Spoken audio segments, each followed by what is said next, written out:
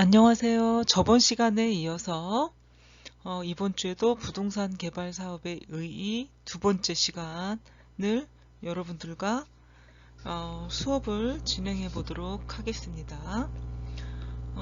이번 주에는 부동산 개발 의의의 그 두 번째 내용 중에 부동산 개발 사업의 목적의 법규론에 관해서 이제 배울 건데요.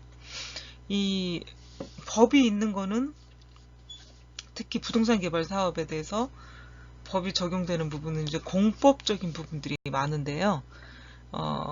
이 법이 정해진 목적, 도시 개발에 관하여 필요한 어떤 사항들을 규정해 놓는 게 법규가 되겠죠. 이 법은 계획적이고 어떤 체계적인 도시 개발을 목표로 이제 만들어졌다고 볼 수가 있겠죠. 또한 국민들이 쾌적하게 살 수 있는 도시 환경 조성, 정책이라는 거, 법이라는 거는 특히나 공공복리 증진에 기여하자, 이런 목적에서 만들어진 게 부동산 개발에 관한 법률들, 도시 개발에 관하여 필요한 규정들이라고 볼 수가 있겠습니다. 부동산 개발 사업의 목적에서 법규론인데 이제 이게 큰 틀에서는 국토계획법이라고 할 수가 있겠죠. 큰 법의 내용은 국토계획법이다. 그 아래에 도시관리계획, 시군구에서 시행을 하는 거죠. 그래서 여기서도 용도지역과 지구를 나눠진 걸 가지고 도시관리계획을 시행을 하게 되는 거죠. 도시계획 사업, 도시계획 시설의 사업의 시행. 그래서 공용적인 부분도 수용을 하게 되고요. 뭐 민간도 할 수가 있는 건데 그 아래 이제 도시개발법, 도시 및 주거 환경 정비법. 그래서 이게 또 하나로 통합이 됐겠죠. 예, 그래서 도시개발법은 도시개발 사업의 시행, 수용, 공용환지. 도시 및 주거 환경 정비법은 정비사업 시행, 공용환권, 공용환지, 공용수용이라고 있는 거죠. 그래서 도시계획 사업 시설의 시행을 하는 게 이제 용도지역 지구제에 맞춰서 더 위의 법은 도시관리계획법을 가지고 시행을 하게 되는 거죠. 적용 범위 대상 지역을 한번 보도록 하면은 도시개발 구역 안이다. 원칙적으로는 도시개발 구역 안에서 할 수가 있는 거고요. 또 예외적으로는 도시개발 구역 밖에서 구역 안에 기반시설의 설치 등 도시개발 사업과 직접 관련되는 사업일 때 일부 규정을 준용해 줄 수가 있다 라고 했고요. 적용 대상 사업은 도시개발 사업 및 부대 사업, 적용 방식은 공용수용 아니면 공용환지, 이렇게 여러분이 알 수가 있겠고요. 주요 내용은 시행자, 주체가 있고 역할이 있고 사업자의 어떤 시행이 있는데 그 시행자의 주체를 한번 먼저 보면은 국가, 지방자치단체, 공공기관, 지방공사, 이렇게 되죠. 토지 소유자는 조합, 이전법인, 뭐 대학이 이전한다던가 공장이 이전한다던가, 이래서 이전법인이라고 얘기를 하고요. 면허법인, 토목, 건축 면허를 가지고 있는 법인들, 주택건설 등록 사업자, 부동산 투자회사, 공동출자법인 등이 주체가 되겠고요. 사업 시행자의 주체, 역할을 보면 어떤 역할을 하냐면 사업 실시 계획에 작성을 해주고 인가를 내요. 인허가를. 그리고 지정권자의 인가를 받게 되는 거죠. 사업 사업의 시행을 볼게요. 사업의 준비, 타인 토지의 출입, 관계 서류의 열람을 할 수가 있고, 수용 방식으로는 토지 등의 사용, 수용, 환지는 환지 계획인가, 환지 예정지 지정, 공사 완료, 환지 처분 이렇게 되는 거죠. 그래서 환지 계획인가가 들어갈 때는 환지 계획의 기준에 의해서 인허가를 인가를 하게 되고요. 환지 예정지 지정은 사용 수익권의 이동이 필요한 거고, 그러고 나서 공사가 시작이 되면서 공사가 완료가 되고, 공사가 다 완료되면 환지 처분이 되면서 권리 변동도 일어나게 되는 거죠. 그래서 부동산 개발 사업의 목적은 법규에 의해서 하게 되는데, 그 법규에 따라서 처리해야 될 것들이 이런 것들이다 하고 지금 여러분들에게 설명을 드렸습니다. 도시개발법은 도시개발구역 안에서 주거, 상업, 산업, 유통 이런 기능을 가지게 하는 단지 아니면 시가지를 조성하기 위해서 시행하는 사업이다. 주거지는 주거지끼리, 상업, 유통, 물류시설은 상업, 유통, 물류시설끼리, 산업단지는 산업단지끼리 이렇게 용도 지역, 지구제의 어떤 근거에 의해서 끼리끼리 모여 있게 만들고 도시개발 사업에 의한 시가지 조성을 하게 되는 거죠. 시행 방식으로는 수용 방식이 있고요. 다 땅을 수용해서 개발한다. 환지 방식, 다 짓고 나서 정산해서 돌려준다. 혼용은 두 가지를 혼용해서 쓰겠다 하는 게 시행 방식의 일부분들이 되겠죠. 시행 방식의 종류가 되겠죠. 국토계획법과의 관계를 한번 살펴볼게요.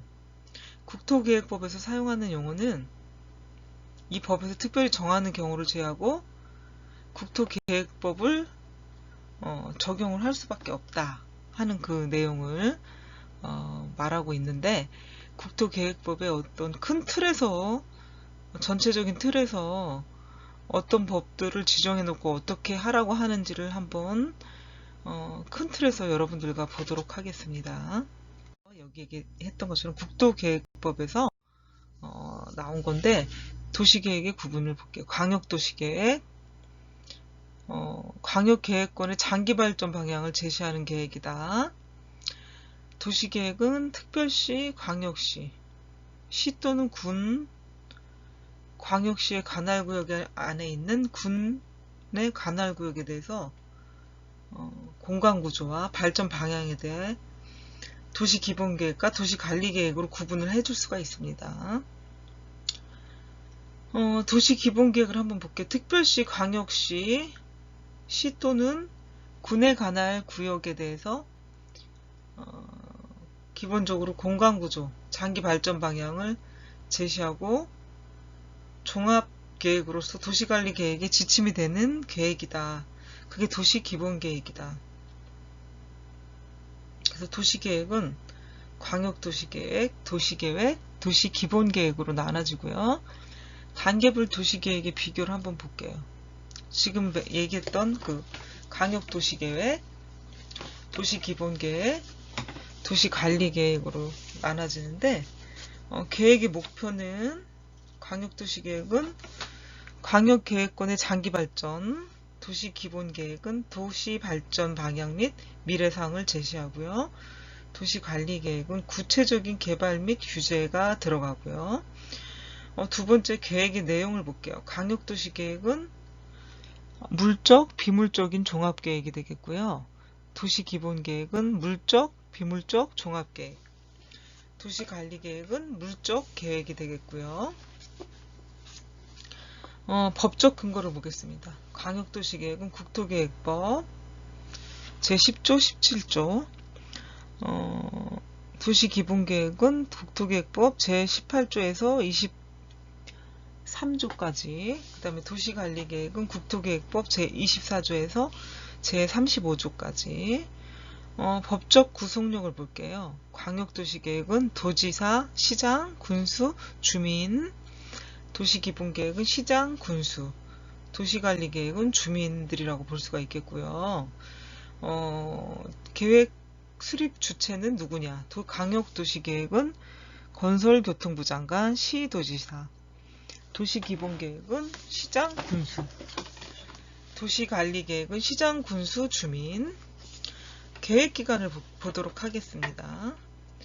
광역도시계획은 20년, 매 5년마다 타당성 검토를 하고요. 도시기본계획은 20년이고요. 매 5년마다 이것도 타당성 검토를 합니다.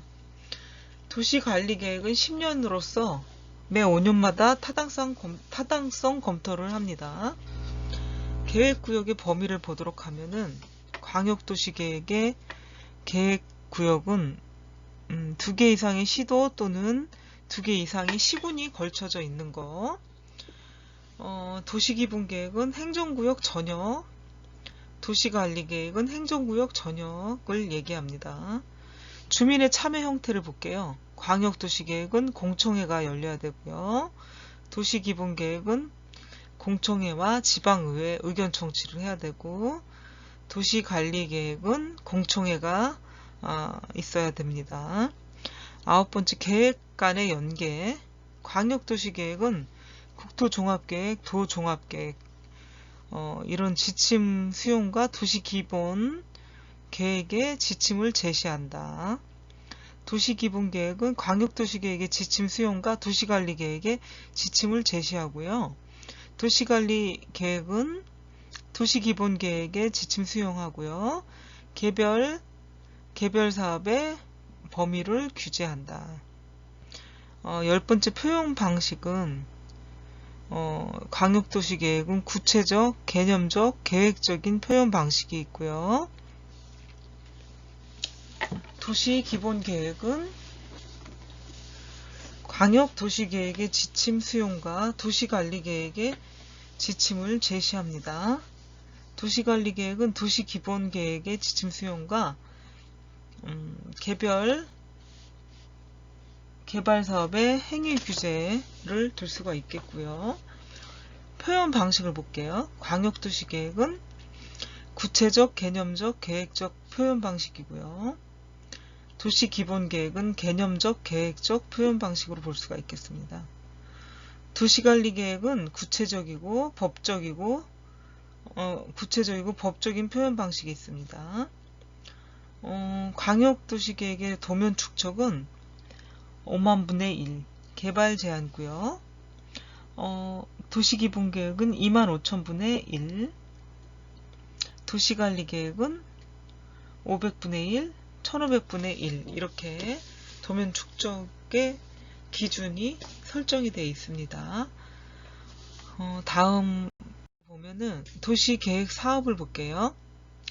도시계획 시설사업, 국토계획법에 의해서 도시개발사업, 도시개발법, 정비사업, 도시 및 주거환경정비법에 의해서 도시계획 사업을 시행을 하게 되는데, 도시계획 시설 사업을 보면 도시계획 시설 7개 군에 53개 시설을 설치, 정비 또는 개량하는 사업이 도시계획 시설 사업입니다.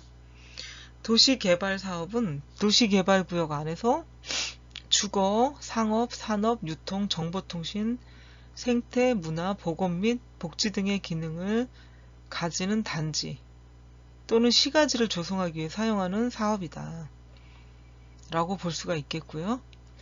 정비 사업은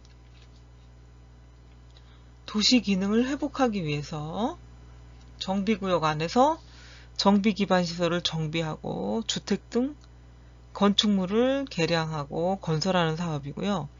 주거환경 개선 사업, 주택 재개발 사업, 주택 재건축 사업, 도시환경 정비 사업 등이 포함됩니다. 그래서 도시계획 사업까지 여러분들과 부동산 개발에 있어서 어떤 틀에서 법의 규정을 받고 개발 사업을 하고 있는지를 큰 법틀 안에서 한번 여러분들과 수업을 했는데 자세히 들여다보면 참 재밌는 법규다 이렇게 생각이 들 거예요. 여러분들이 공부를 하면 할수록 재미있는 부분이 이 부분이라고 할 수가 있겠죠. 다음은 부동산 개발 사업의 목적에서 마케팅론을 한번 보도록 하겠어요. 시장이라는 거는 우리가 부동산 시장 배웠어요. 부동산 시장이 아니고 시장을 배웠어. 시장이 시장과 마케팅인데 어떤 물물 교환의 장소다. 예전에는 화폐라는 게 없었어요. 그렇죠. 그러니까 생산품을 가지고 시장에 직접 가서 다른 생산품, 물건과 교환을 했던 거죠. 자급자족의 시대였기 때문에 그걸 시장에 가서 물물 교환을 했고, 그 다음에는 화폐가 나오기 시작했죠.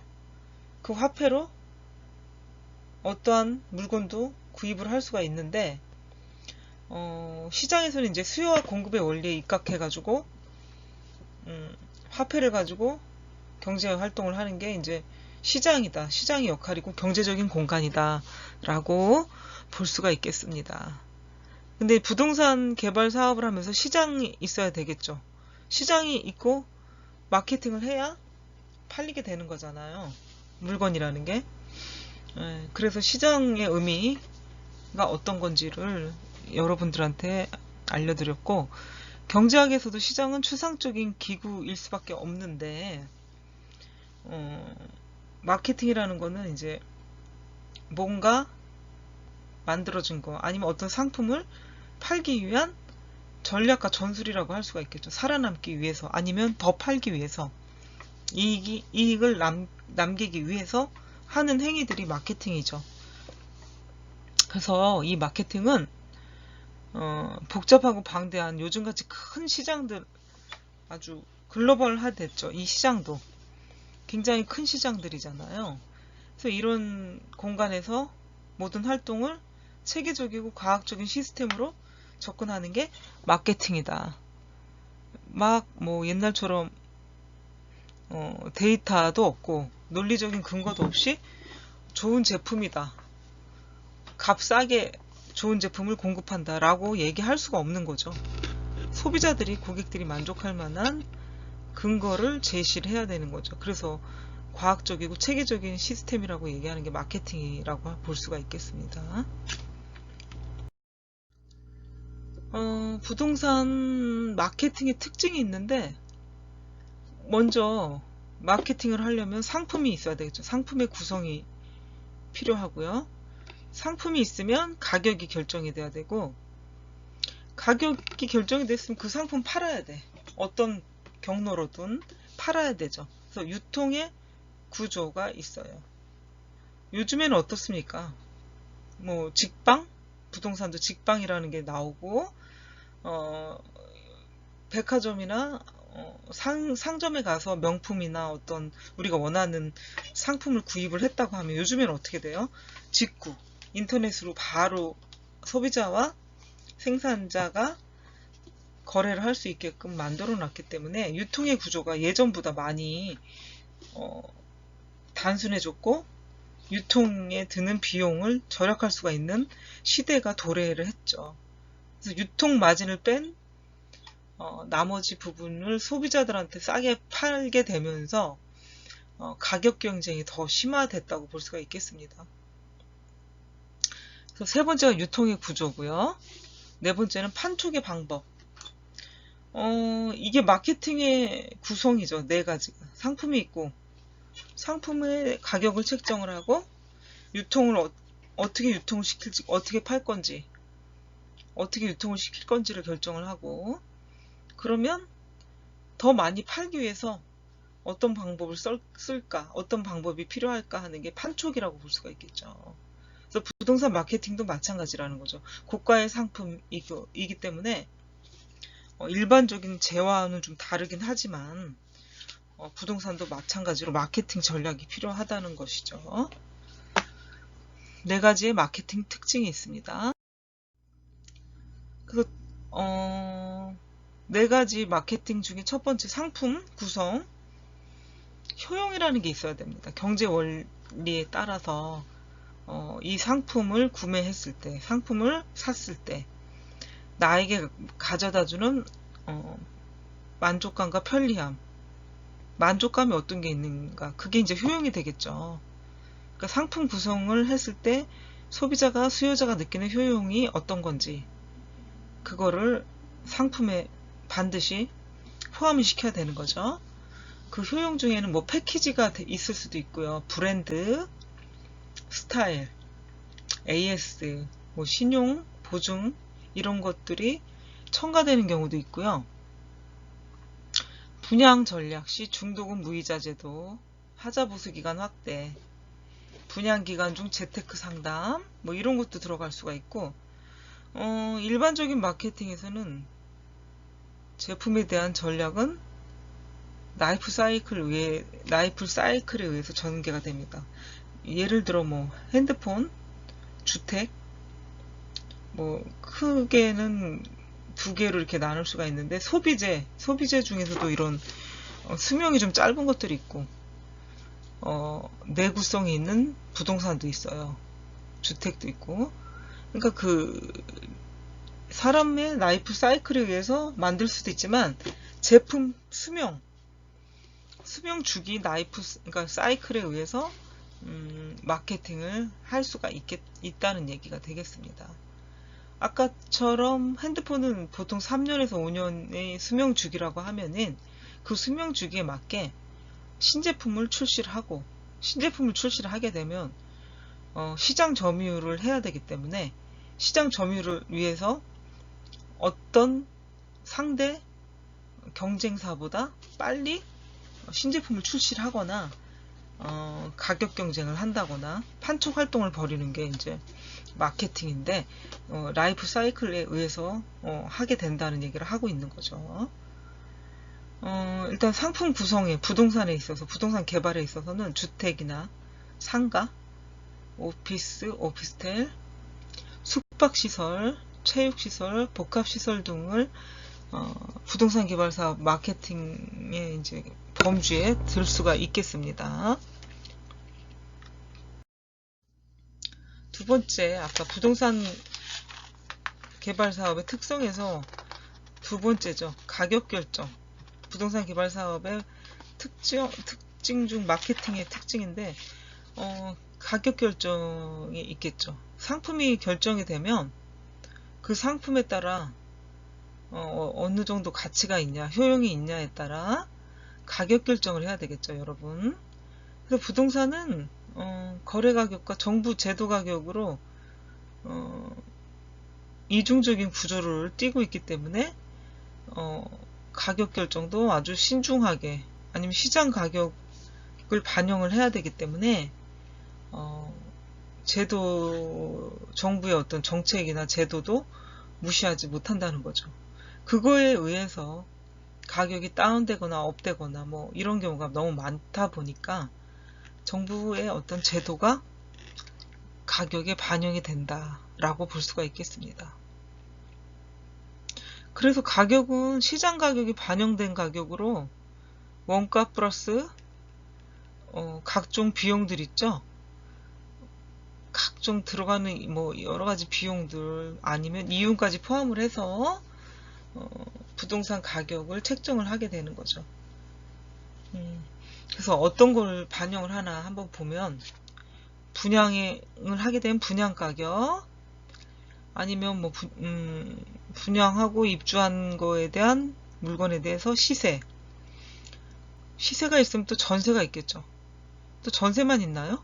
우리 또 월세로 사시는 분도 있고, 깔세로 사시는 분도 있고, 그죠? 그다음 공시지가도 있고. 근데 보통 사무실은 월세라든지 깔세가 있어요. 근데 우리나라는 세계에서 유일하게 전세제도가 있어요. 전세제도가.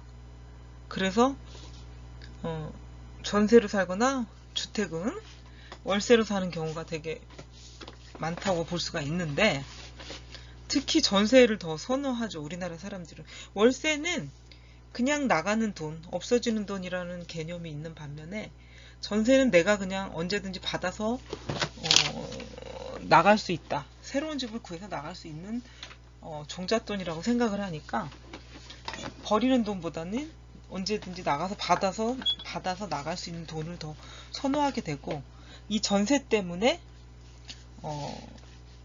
폐해도 생기고 장점도 있고 단점도 생기고 이러는 거죠. 장점이라 하면은 세계에서 우리나라밖에 없어요. 전세제도가.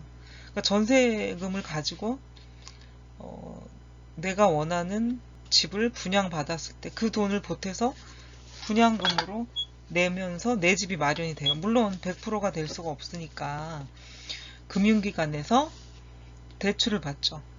그 대출은 우리가 예전에 많이 얘기했던 지렛대 효과예요. 지렛대 효과. 어때요? 서로 사람인도 서로 기대고 의지한다 해서 사람인이라는 그 뜻글자가 나왔는데, 지렛대도 마찬가지예요. 사람 인자 모양을 하고 있는 어떤 지지대 역할을 한다. 한쪽에 지지대만 있으면 다른 쪽에 지지할 수 없다면 그 한쪽만 지지하고 있으면 의미가 없기 때문에 한쪽 지지대는 나의 종잣돈 전세금, 한쪽의 지지대는 금융권에서 차입해온 돈.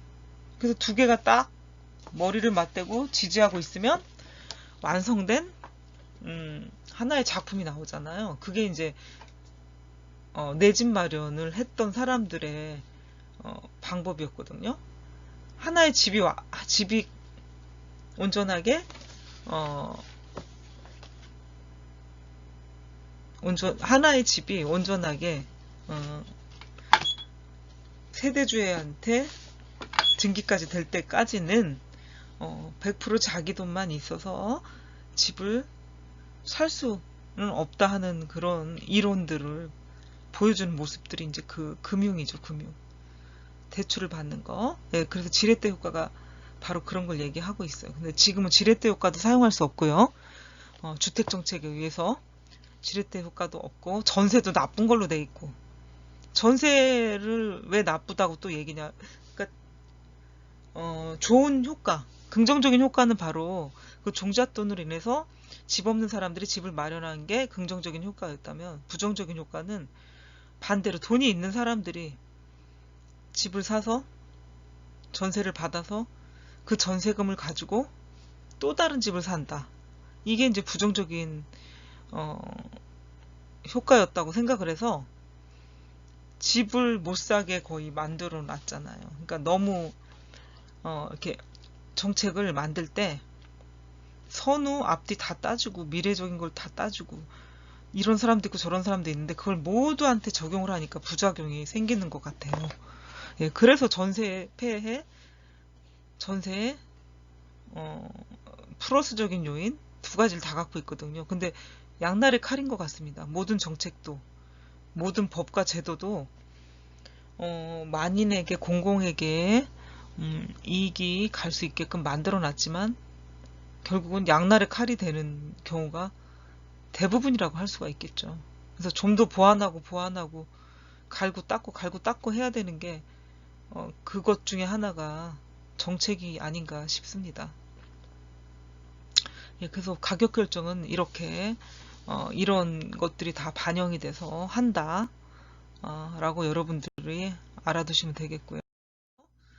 이제 세 번째입니다. 부동산 마케팅의 특성에서 세 번째 유통구조인데, 첫째, 분양을 통한 공급자와 수요자의 직거래 형태. 분양은 중개업소가 끼질 않죠. 최초로 지어져서 만든 걸 팔기 때문에 굳이 중개업자가 있을 필요가 없어요. 직접 거래를 한다.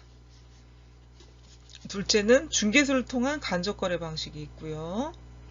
이거는 이제 기존의 물건들에 한해서 많이 그런 걸 봤고요.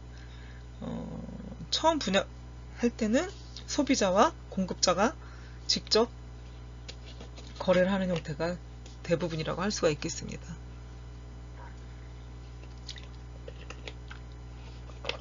셋째는 경매제도, 공매제도를 통해서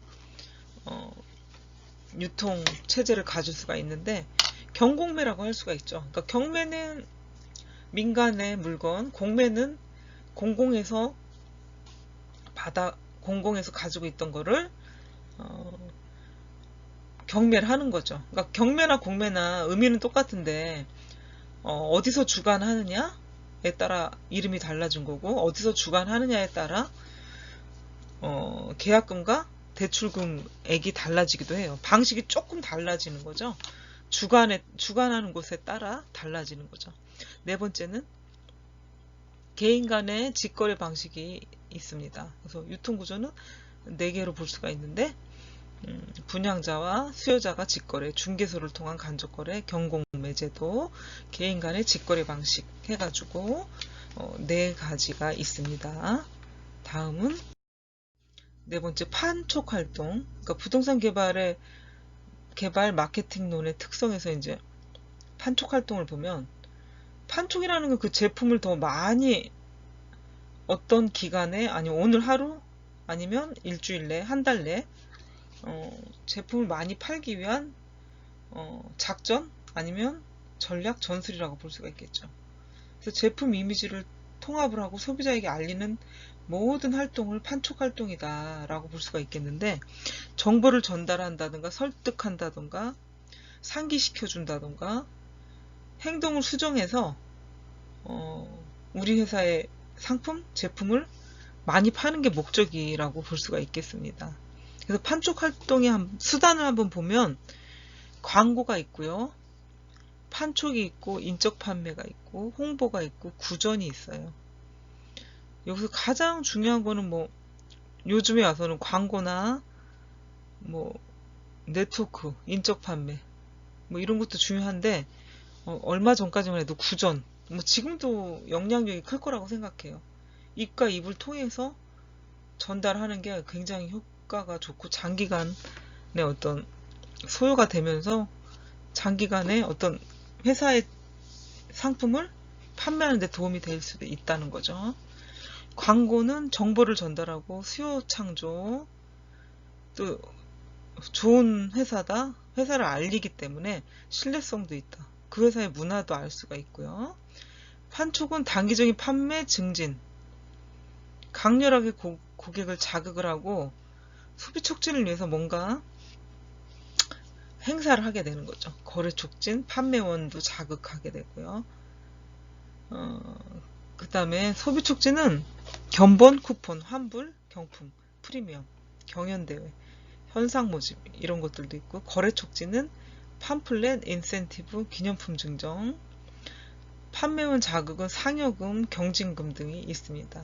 그러니까 판촉의 종류도 다양하게 있고, 그 판촉에서도 어떤 내용을 가지고 하느냐에 따라 상품의 특성에 맞게, 또 아니면 회사의 문화에 맞게 할 수 있는 부분들이 있겠죠. 소비자의 욕구에 맞게 판촉 활동을 할 수가 있는 거죠. 인적 판매는 가망 고객을 개척을 한다거나 정보를 전달해 주면서 판매를 하거나, 또 직접 판매를 할 수도 있고요. 상품에 대해서 공략을 하면서 서비스를 제공하면서 친절하게 판매를 할 수도 있고요. 정보 수집과 배분 등을 하면서 할 수가 있습니다. 말 그대로 홍보는 이제 이런 모든 것들을 홍보라고도 볼 수가 있어요.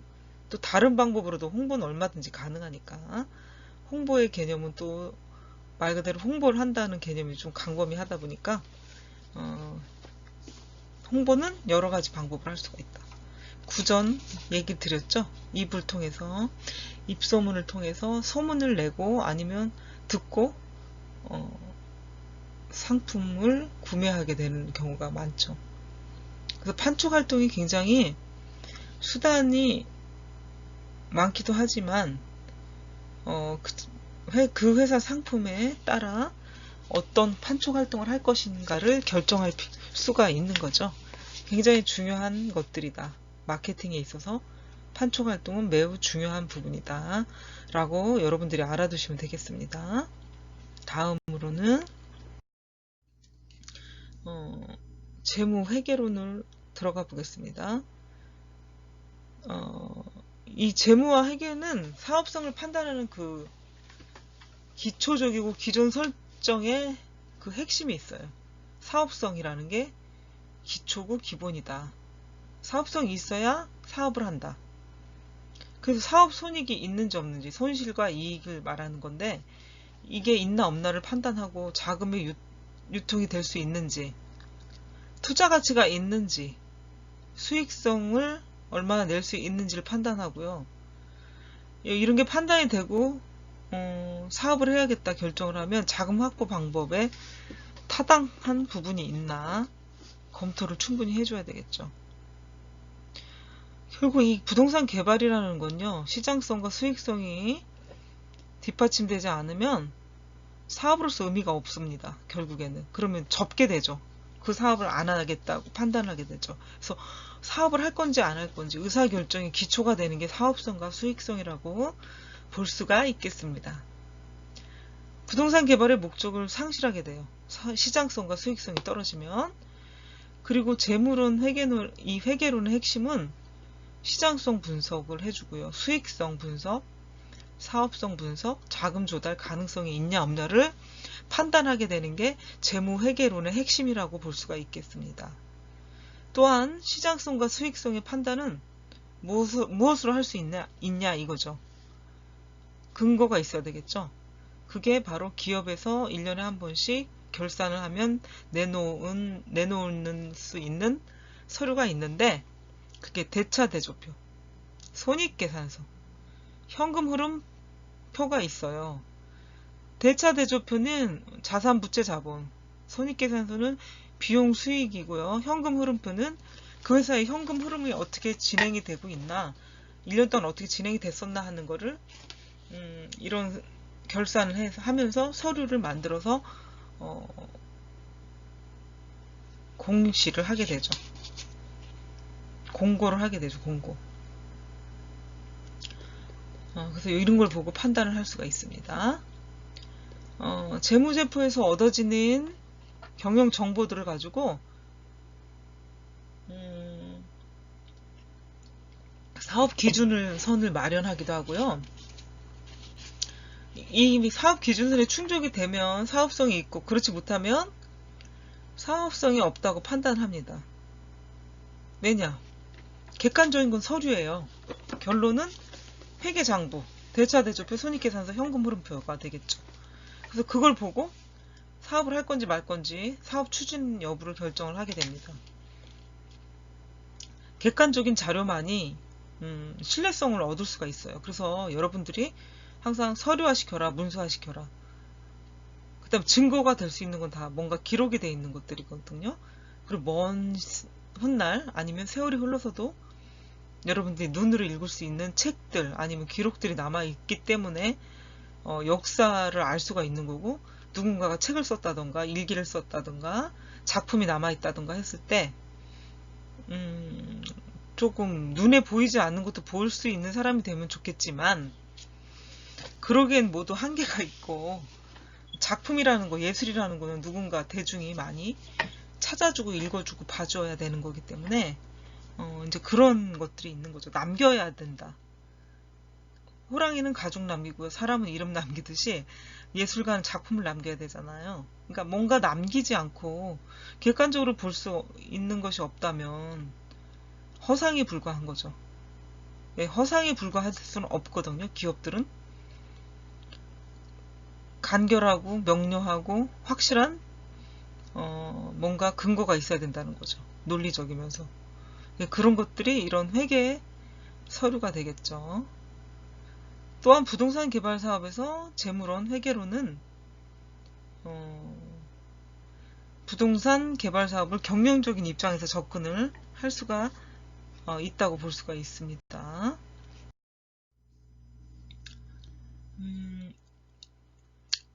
그래서 재무회계에서 시장성과 수익성 여러 가지들이 있었잖아요. 그걸 한번 보도록 할게요. 시장성은 부동산 개발이 결국 나중에는 상품으로 완성이 되잖아요. 그래서 시장의 가능성을 평가하는 것이다. 부동산 개발을 한다는 거는 수요자의 그 어떤 수요 동향을 평가하는 게 가장 중요하다. 그러니까 고객의 니즈라고 볼 수가 있겠죠. 경영학에서는 고객의 니즈다. 어떤 거를 원하는지 수요자의 욕구를 충족시켜 주려면은 니즈를 알아야 된다고 얘기를 하는데, 그게 이제 수요 동향을 파악을 해서 마케팅과 연결을 시키는 게 시장성이라고 볼 수가 있겠죠. 그 다음 시장의 크기가 얼마나 될지, 그러니까 수요자가 얼마나 있을지 하는 것에 대한 시장성 분석을 하는 거죠. 해당 상품의 시장 규모, 예상 매출액을 추정할 수가 있는데, 시장 규모를 예측을 하면 예상 매출액을 예측할 수가 있는데요. 반대로 예상 매출액을 추정을 해서 시장 규모도 또 알 수가 있는 거죠. 이것이 먼저냐 저것이 먼저냐 라고 볼 수가 있겠는데, 반대로 추정을 할 수도 있어요. 분석을 할 때는요, 요즘 인터넷이 너무 잘 돼 있기 때문에 그 안에 모든 정보가 들어있다고 볼 수가 있겠죠. 통계 자료가 많이 나와 있어요. 각종 사이트에 들어가면은 우리가 얻고자 하는 통계들이 많이 나와 있는데, 그 통계 자료를 가지고 분석을 할 수도 있고요. 또 직접 설문조사를 해서 분석을 할 수도 있고, 가장 크게 이 두 가지로 나눠 볼 수가 있는데, 시간과 돈을 절약하는 거, 그다음에 굉장히 합리적인 거는 통계 자료라고 볼 수가 있어요. 예전에 설문조사를 많이 했는데, 물론 설문조사를 해서 분석을 해야 될 부분도 있고요. 통계 자료를 가지고 분석할 어떤 상품도 있는데, 요즘에 통계 자료는 굉장히 여러 번 거르고 정확하게 나왔다고 볼 수가 있어서 신뢰성이 있다고 볼 수가 있겠죠. 근데 설문조사는 귀찮아해요. 사람들이 점점점 뭔가 쓴다? 조금 불편하다? 이러면 그 모든 걸 귀찮아하기 때문에 설문조사가 신뢰성이 떨어진다고 볼 수가 있겠죠. 통계 자료보다는. 통계는 걸러서 마지막에 최종적으로 올라가는 거거든요. 사이트에. 그러니까 굉장히 신뢰성이 있다고 볼 수가 있고, 설문조사는 자칫하면 오류가 많이 나올 수가 있다는 거죠.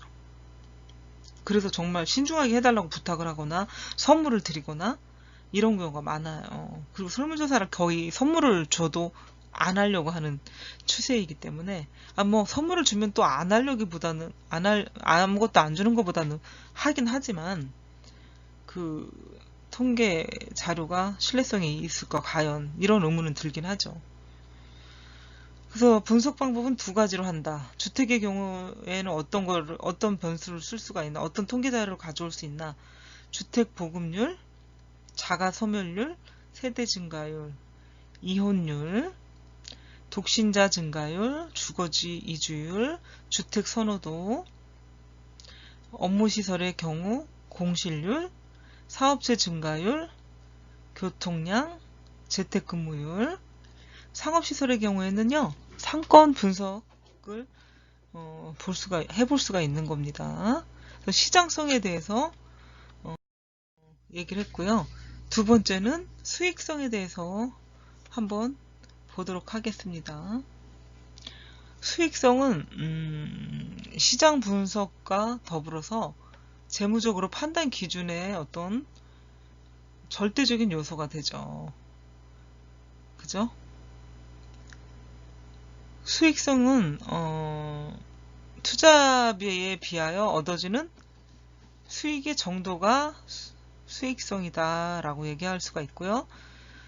전문가에 의해서 작성되는 재무제표보다 부동산 개발 사업에 종사하는 실무자가 직접 수익성을 판단할 수가 있어야 되니까, 수익성을 판단하기 위해 만들어내는 실무 양식이 필요하다. 직접 그걸 뽑아내야 돼요. 계산해낼 수가 있어야 되니까 실무자가 할 수 있는 것들을 직접 만들어서 많이 해보는 게 필요하죠. 또한 실무자는 빠른 시간 내 수익성을 판단할 수 있는 기준이 있어야 돼요. 기준을 삼을 수 있는 양식을 만들어보고 직접 이를 통해 가지고 수익성 분석도 시도해 볼 수가 있겠습니다.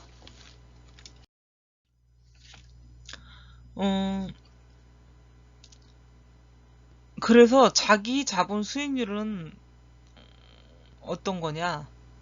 자본 수익률이라고도 얘기하는데, 투하된 자본 대비 수익의 비율이다. 내가 투자한 자본이 있고요.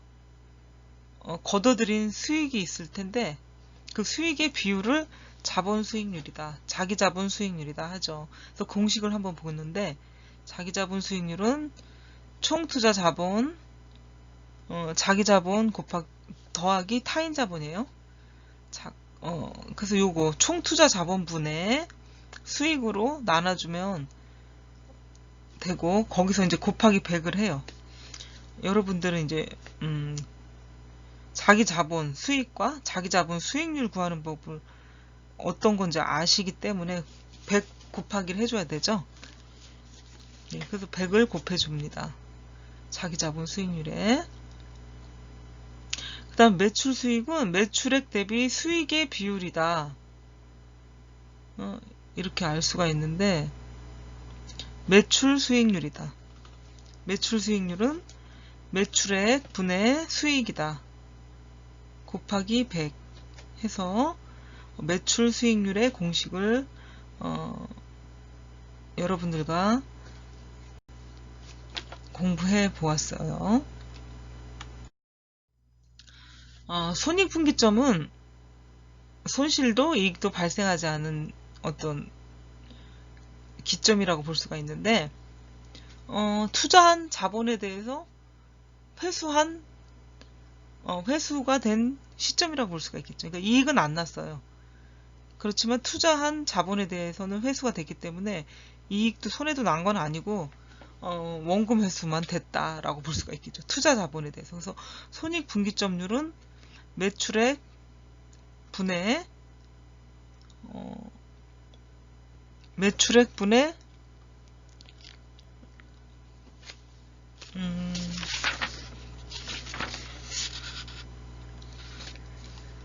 1 마이너스네. 1 마이너스 매출액 분의 1 마이너스 매출액 분의 변동비 분의 고정비 곱하기 100이다. 손익분기점률이요.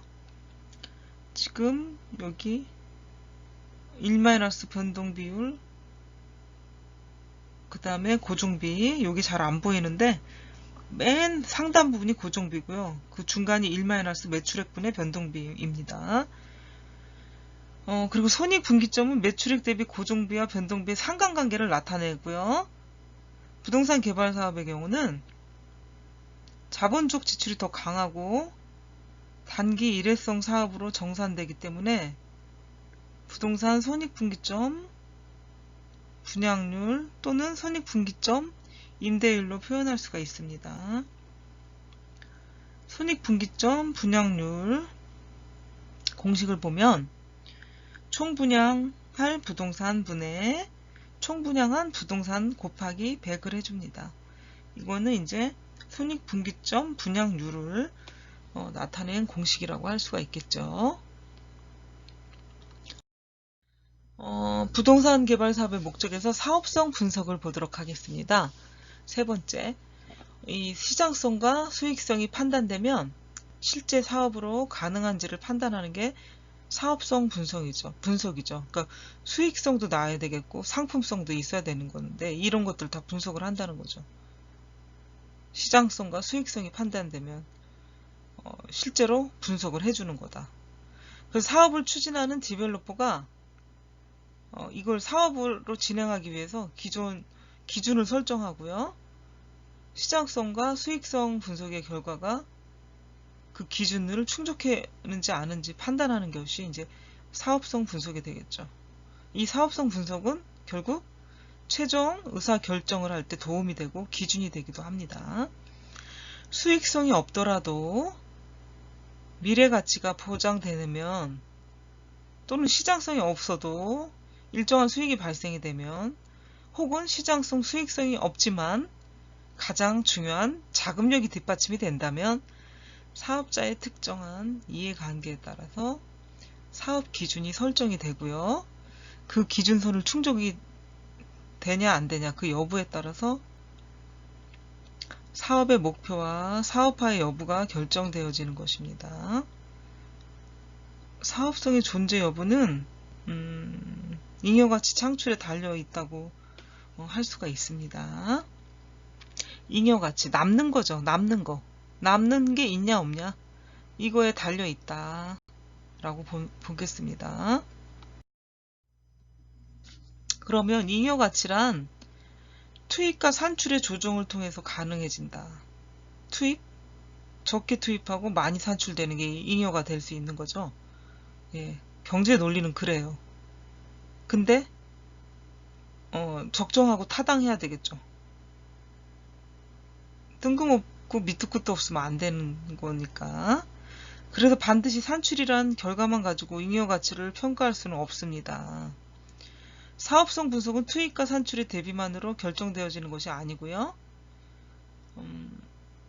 투입도 산출도 조정을 하면서 결정이 되어지는 것이다. 최적의 투입과 최상의 산출을 위한 전략적 접근이 필요하고요. 사업성 분석은 사업화를 위한 투입과 산출의 조정 과정이라고 할 수가 있습니다. 사업성 분석은 부동산 개발, 사업의 투자 여건과 사업으로서의 어떤 가치 판단 기준이 되니까 부동산 사업 개발의 어떤 이론적 배경 중에서 가장 중요한 의미를 가지고 있다고 할 수가 있어요. 사업성 분석이요. 또한 객관적인 사업성 분석을 통해서 검증을 하려고 하는데, 이 검증을 하는 방법 중에서 많이 쓰이는 게 투자 가치 분석 방법입니다. 투자 가치 분석 방법. 투자 가치 분석 방법은 투하된 자본과 이익이 단순 비교 방법과 현가 할인 방법이 있어요. 그러니까 투자 가치 분석 방법은 두 가지 방법이 있는데, 단순 비교 방법, 현가 할인 방법이 있어요. 그럼 단순 비교 방법은 뭐뭐뭐가 있고, 현가 할인 방법은 뭐뭐뭐가 있는지 보도록 하겠습니다. 단순 비교 방법은 투자 수익률, ROI, Return on Investment, 자기 자본 수익률, ROE, Return on Equity, 그다음 평균 이익률, ARR, Average Rate of Return, 자본 회수 기간법, Payback Period, 지렛대 효과. 아까 제가 앞에서 금융을 살짝 얘기하면서 지렛대 효과, 전세 자금, 전세 나왔을 때 얘기를 한번 했어요. 여러분들한테. 레버리지 이펙트인데, 지렛대 효과가 있었기 때문에 무주택자는 내 집을 마련할 수 있었고, 요즘 50대, 40대는 모르겠습니다. 50대 이상들이 집을 가지고 있는 분이 그래도 많은 이유 중에 하나가 월급을 많이 받아서 먹고 살만해서 뭐 이런 게 아니죠. 사실은 어떤 꿈을 갖고 희망을 갖고 저축을 해서 은행에서 대출을 받을 수 있었기 때문에 집을 구매할 수 있었다고 생각을 해요. 그러니까 대다수의 국민들은 집을 구매하는 게 소망이고 꿈이기도 하고, 집을 구매하면 큰 산을 넘었다고 생각을 합니다. 근데 여러분들한테는 요즘 세대들한테는 그런 생각이나 관념이 있는지, 너무나도 집값도 올랐고 정책상 대출 모든 규제가 힘들기 때문에 좀 더 암울하다 이런 생각이 들기도 합니다. 사실은. 그래서 지렛대 효과가 있었기 때문에 많은 무주택자, 전세자, 월세자들이 내 집을 마련할 수 있었다라고 아까 앞에서 설명을 드렸습니다. 자본 환원율은 단순 비교 방법의 마지막 방법이고요. 현가 할인 방법에서는 세 가지 방법이 있죠. 내부 수익률, 순현재 가치법, 수익성 지표 또는 현재 가치 유출입 할인법이 있어요. 그래서 오늘은 부동산 개발 사업의 목적에서 재무 회계론까지 수업을 할 건데, 지금 단순 비교 방법, 현가 할인 방법에서 이 방법론들이 있어요. 투자 수익률, 뭐 자기 자본 수익률, 평균 이익률, 자본 회수 기간법, 지렛대 효과, 자본 환원율. 현가 할인 방법에서는 내부 수익, 수년제 가치, 수익성 지표 또는 현재 가치 유출 할인법이 있는데 오늘은 여기까지 하고 다음 주에 이 방법들을 다 공부를 하고 세금에 관한 것들을 부동산 세금이죠. 여러분들과 공부하도록 하겠습니다.